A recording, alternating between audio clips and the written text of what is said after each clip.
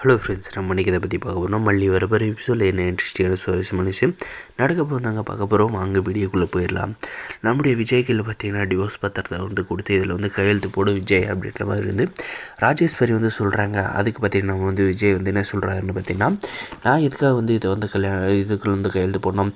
மல்லி தானே என்னுடைய ஒய்ஃபு, இது வந்து ஊர் உலகமே வந்து அறிஞ்ச விஷயம் ஆச்சு.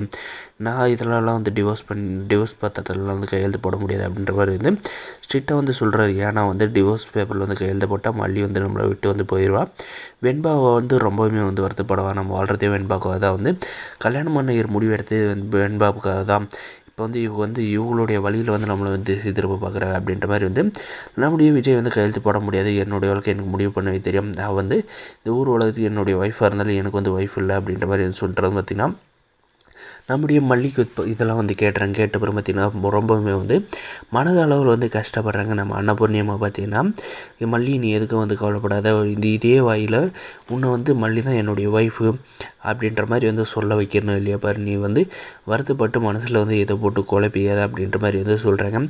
நம்முடைய வெண்பாவும் பார்த்திங்கன்னா, எதுக்காக வந்து இந்த மாதிரி இந்த ரஞ்சிதா சித்தி எல்லாம் இப்படி வந்து பண்ணிகிட்டு இருக்காங்க அப்படின்ற மாதிரி வந்து கட்டுப்பில் வந்து இருக்காங்க. இருந்தாலுமே பார்த்திங்கன்னா நம்முடைய விஜய் வந்து கையெழுத்து போடாத அந்த ஃபைலெல்லாம் வந்து தூக்கி போட்டு போயிடுறாங்க.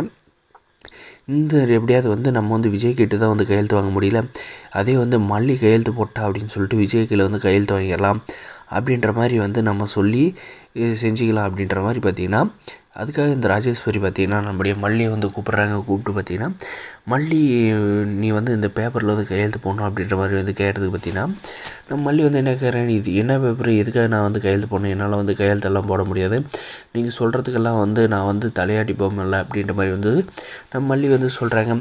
மல்லி ஒழுங்கு மரியாதை நாங்கள் வந்து சொல்கிறத கேளு, இல்லைனா வந்து விபரீதம் ஆயிரும் அப்படின்ற மாதிரி நம்மளுடைய மல்லியை வந்து மிரட்டுறாங்க.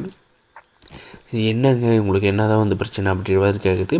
நீ வந்து ரஞ்சிதாவோட இடத்த வந்து நீயே வந்து ஆக்கிரமிச்சிருக்க, அவள் கழுத்தில் ஏற வேண்டிய தாலி உன்னுடைய கழுத்தில் வந்து ஏறிச்சு, மரியாதையோடு சொல்கிறான், அந்த தாலியை வந்து கழட்டி கொடுத்துட்டு நீ திரும்பி பார்க்காத இந்த ஊரை விட்டே வந்து கிளம்பி போயிரு அப்படின்ற மாதிரி வந்து மிரட்டுறாங்க.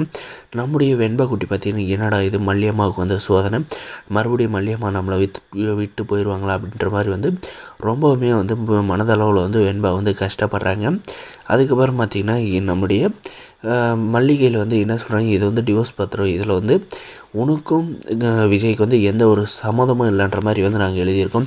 இதில் கையெழுத்தை போட்டுட்டீங்கன்னா உனக்கும் விஜய்க்கு வந்து எந்த ஒரு சம்மந்தம் இல்லை, உனக்கு தர வேண்டிய அமௌண்ட்டை நாங்கள் வந்து கொடுத்துருவோம், நீ கிளம்பி போயிட்டே இருக்கலாம், அதுக்காக நான் வந்து விஜயை வந்து ரஞ்சிதாவை கல்யாணம் பண்ணி வச்சிடும் அப்படின்ற மாதிரி வந்து சொல்கிறாங்க. இதெல்லாம் வந்து கடவுள் கூட வந்து நடக்காது. நம்ம மல்லி விஜய் விட்டு போக மாட்டாங்க. வரப்போ இது இந்த வீடியோஸ் லைக் மாதிரி சப்ஸ்கிரைப்